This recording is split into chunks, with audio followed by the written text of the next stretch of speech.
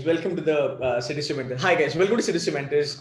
My name is Ketan. So this video is going to be predominantly about how do you crack SNAP exam in the next 30 days. Now when I say 30 days, what I'm looking at is basically I'm looking at 6th January and the 9th January wala attempt. So if you guys are gunning for that attempt, I think this video is an important one for you.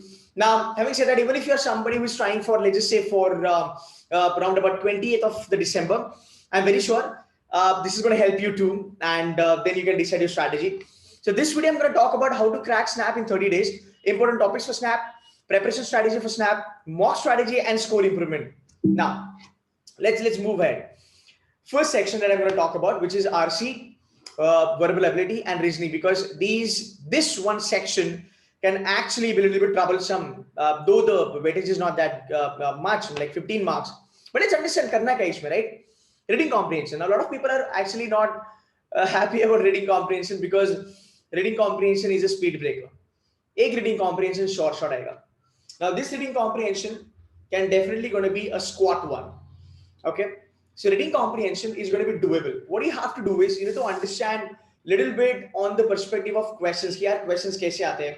Because SNAP में थोड़ा सा अभी फिलहाल आने लगा है कि main idea of the question क्या है, author का tone क्या है. So definitely, अगर 60 minutes की बात हो, मेरे ख्याल से RC can be a kind of a make or break, because RC not lot of students will be able to attempt very well. You getting a point, right? Because time कम है, तो RC ज़्यादा attempt नहीं करेंगे बच्चा लोग. But अगर किसी ने यहाँ पे अच्छा खासा काम कर लिया, मेरे ख्याल से RC can be a score booster.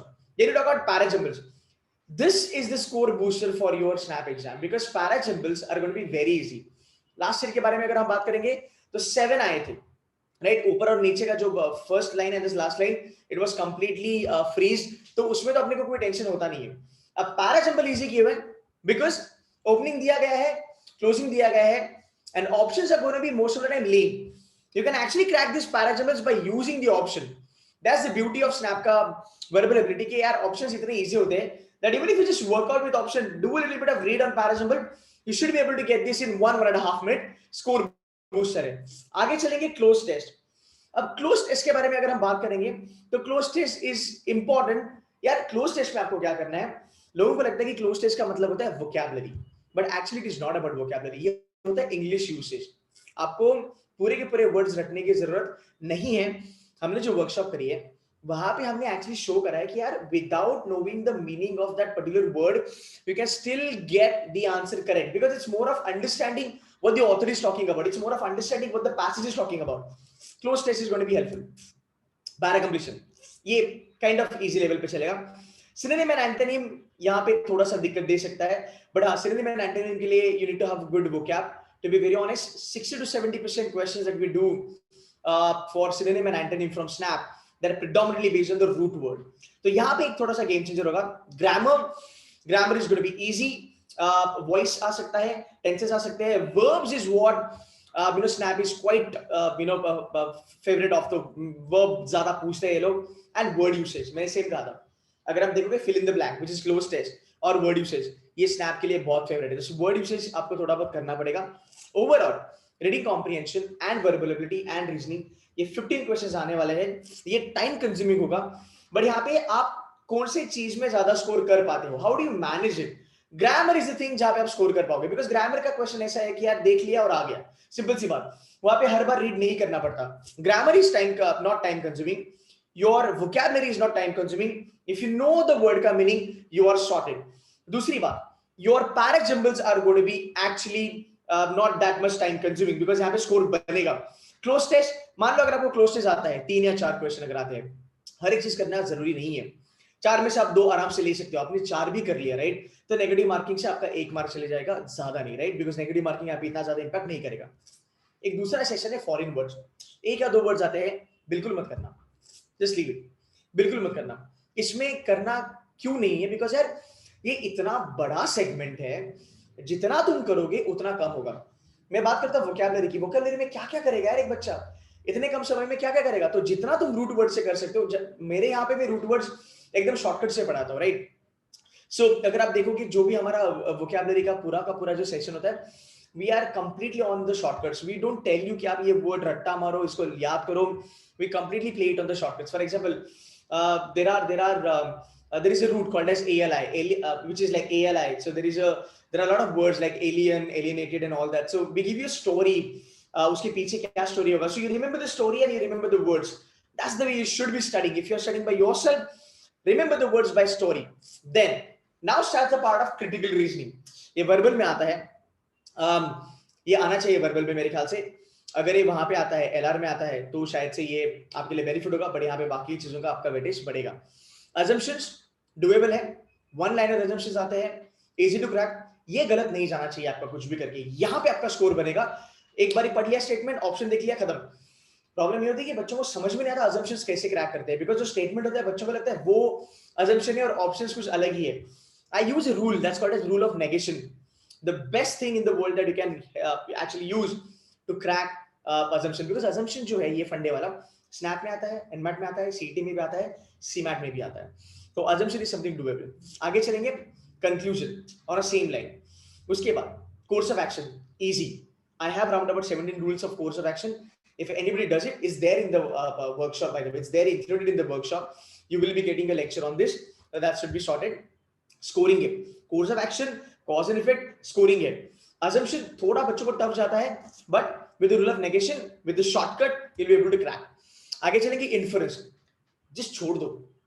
Just leave this. You might not be able to do this because inference is time consuming plus it's brain consuming also, because यहाँ पे ये फटाफट आपको क्लिक नहीं होगा कि इसका आंसर क्या होगा. You should leave it as simple as that. Fine. So RC में क्लियर है करना क्या है, कहाँ पे स्कोर बटोरना है, कहाँ पे मार्क्स बटोरने हैं आपको, कहाँ पे स्कोर ऑप्टिमाइज करना है और कहाँ पे छोड़ना है. I think that's clear now. Let's move ahead. Argument. Argument एक चीज है जहाँ पे आप स्कोर बना सकते हो. It's easy. So assumption, conclusion, course of action, cause and effect, argument, scoring है. ये रहा आपका पूरा का पूरा quants and DI का फंडा. Last year तक 2018 तक Snap was not that great fan of data interpretation. तो इन लोगों ने इतना ज्यादा DI नहीं देते थे. ये लोग एक DI का सेट दे दिया, बात खत्म. उसके बाद till last year they introduced 10 to 12 questions based on DI. इस बारी मुझे लगता है DI पक्का आएगा. There is no doubt about it. So you guys will be having data interpretation out here, which is going to be a significant thing. Now DI is basically scoring thing. ये करना ही पड़ेगा, right? अगर आगे चलेंगे थोड़ा बहुत number system में LCM HCF level पे आते हैं. जो भी क्वांट्स आपको करना है आप बस बेसिक लेवल पे करो. माना लास्ट ईयर थोड़ा सा क्वांट्स का जो लेवल ऑफ डिफिकल्टी था वो बड़ा था. 2019 की स्नैप में LOD क्वांट्स का बड़ा था, वो बड़ा नहीं था, वो थोड़ा टाइम कंज्यूमिंग था. इस साल भी आपको ऐसे क्वेश्चंस मिलेंगे जो टाइम कंज्यूमिंग होंगे, but that's the problem, right? अगर मुझे पता है कि टाइम कंज्यूमिंग है, I should not be picking up those questions. अगर आपने वो क्वेश्चंस उठा लिए आपका टाइम चले जाएगा. You will not be able to do lot of questions. So guys, ये जितना भी मैं पोर्शन आपको बता रहा हूँ, यहाँ पे स्ट्रैटेजी बहुत ज्यादा मायने रखता है. अगर ज्योमेट्री का क्वेश्चन आपको आता है, मान लो एपीजीपी अगर आता है और आपको पता है कि एपीजीपी टाइम कंज्यूमिंग है, उसमें हाथ नहीं डालने, आपको उसको करना ही नहीं है, राइट? बिकॉज क्वांट्स में there are going to be 20 questions and you will be having ample of questions to kind of solve. The point is that question selection is going to be because 60 minutes में हम हर एक question नहीं कर सकते हैं, और जो एक एवरेज बच्चा है उसको क्वेश्चन सिलेक्शन पे ही खेलना पड़ेगा. कोई 40 मार्क के 30 करेक्ट करेगा, you can't take that chance. You probably want to do 32, 33, 34 and get 30 questions correct, ताकि आप नेगेटिव मार्किंग से थोड़ा सा बच जाओ, बिकॉज आपकी एक्यूरेसी ज्यादा नहीं होगी. TSD is the last thing that you want to do. Honestly, SICI important, profit and loss important, averages again पूरा का पूरा snap arithmetic and geometry dominated होता है, तो ये टॉपिक्स करना बहुत जरूरी है.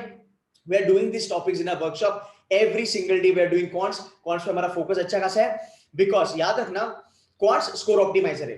यहाँ पे आरसी जैसा ढूंढना का जरूरत नहीं है, वोकैबुलरी जैसा ये it is not like an ocean कि बस करते जाओ. वोकैबुलरी जैसा नहीं है, लिमिटेड है, कर सकते हो.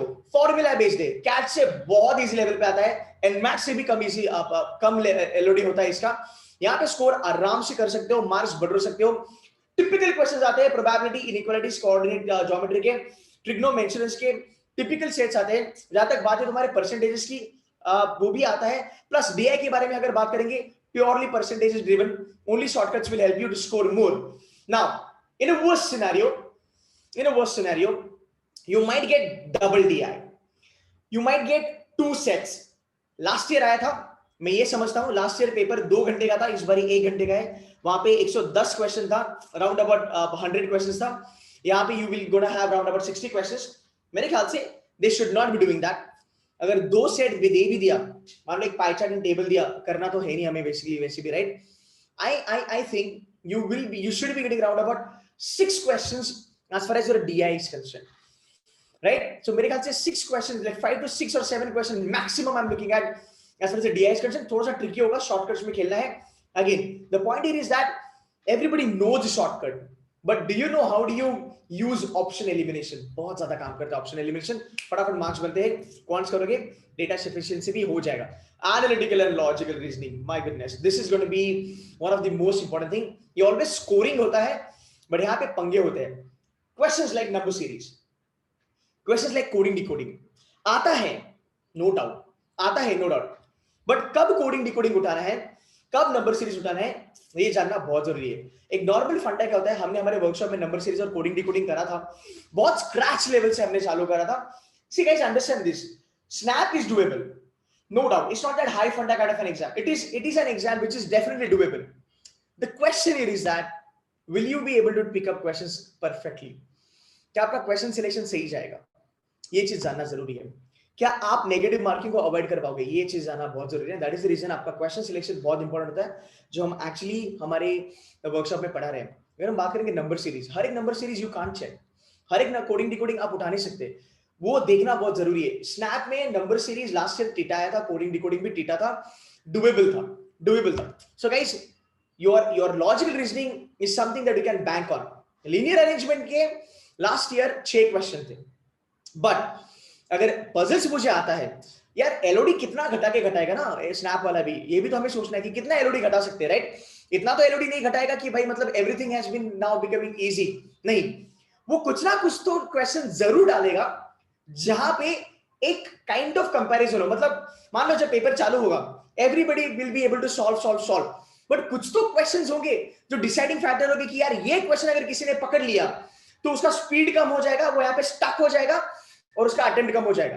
कोई स्मार्ट बच्चा है, फटाफट वो क्रैक करके जाएगा. तो ऐसे क्वेश्चन तो पक्का रहने वाले हैं. These are called as death corner. तो डेथ कॉर्नर पे एक वीडियो आएगी. डेथ कॉर्नर्स शॉर्ट रहेंगे. Are you going to be somebody who can identify this death corner? This is what exactly I am covering in my workshop. I'm launching a 30 days ka workshop for Snap.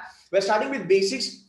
It's completely shortcut driven. RC bolo, parajump bolo, TSD ho, everything. Visual reasoning is something that I missed on. मेरे ख्याल से यहाँ पे visual reasoning के बारे में भी मैंने जिक्र करा. Visual reasoning last year 5 question आए थे. मेरी एक वर्कशॉप है 20 राउंड अबाउट 1 घंटे का, वो 50-60 मिनट्स का एक वीडियो है. If you do that, you are sorted for visual reasoning, no doubt about it, with 100% accuracy. आगे चले के completely shortcuts driven 2 to 3 lectures per day. I am happy to tell you guys that we are the only institute in the country जो daily basis पे 3 lectures we are giving to all our Snap and NMAT aspirant. 4 o'clock का एक lecture होता है, then 6:30 का एक lecture होता है, 9 o'clock का एक lecture होता है. So 2 to 3 lectures per day. All lectures are live और हर एक lecture की आपको recording मिलेगी. 7 days lectures चलेंगे. No leave. 2 leaves I am expecting. एक होगा आपका 19 तारीख को दिसंबर के, और एक होगा आपका राउंड अबाउट 8 जनवरी को. क्वेश्चन सिलेक्शन स्ट्रेटजी, ये बहुत इंपॉर्टेंट है. Time management also I'm going to cover. I will be taking these strategy lectures by myself. Short topics for Snap is what I'm going to do. Couple of topics I've already told you. Syllabus revision is also something we're targeting. Recorded plus live lectures, GDP included. Even we have 12 full length mocks along with these are the new pattern mocks along with topic wise and sectional mocks. These are my lecture timings, guys. We are starting from tomorrow. If you want to join us, you can join us. I don't want to kind of commit you कि 99 लेके आओगे, but I am going to promise you one thing, that if you're following all the strategies which I've told you, you should be able to do very well as far as Snap is concerned. Understand this. लोग कहेंगे कि भाई Snap is a time management का game. No doubt about it. Snap is indeed a time management का game because 60 minute का तुम्हारा exam है, 60 question है. But more than that, it is purely a game of your strategy. Time management तभी सही होगी जब तुम्हारी स्ट्रैटेजी बैठेगी. गलत क्वेश्चन ले लिया, यू आर आउट. इमेजिन करो ना, रिकवरी का टाइम ही नहीं तेरे पास, रिकवरी का टाइम है ही नहीं. एक रॉन्ग सेट अगर उठा लिया, आरसी उठा लिया, पैराजम्प उठा लिया, एक रॉन्ग पजल उठा लिया, या फिर एक रॉन्ग डीआई उठा लिया, बेटा अगर तूने 10 मिनट वहां पे दिए, तेरा रिकवरी का टाइम है ही नहीं, because that 10 minute can spoil your entire 20 minutes, which is like half the paper man. तो वो देखना बहुत जरूरी है. So if you are gunning for snap, please kind of think about all this parameters. Time management के चक्कर में strategy मत गवाना. Strategy is going to be an integral part, guys. So guys, I hope you understood important topics. I hope what are the things which are important for your Snap exam. We have already launched a batch couple of days back and we are doing phenomenally good वहाँ पे strategy के results बच्चों को देखने लगे हैं. They have improved their score in their mocks. So guys, if you want to join us, most welcome. I will be making a couple of more videos on Snap front. So if you are new to my channel, kindly subscribe and stay tuned to Studio Mentors, guys. That's it from my side. Thank you so much. Bye bye, guys.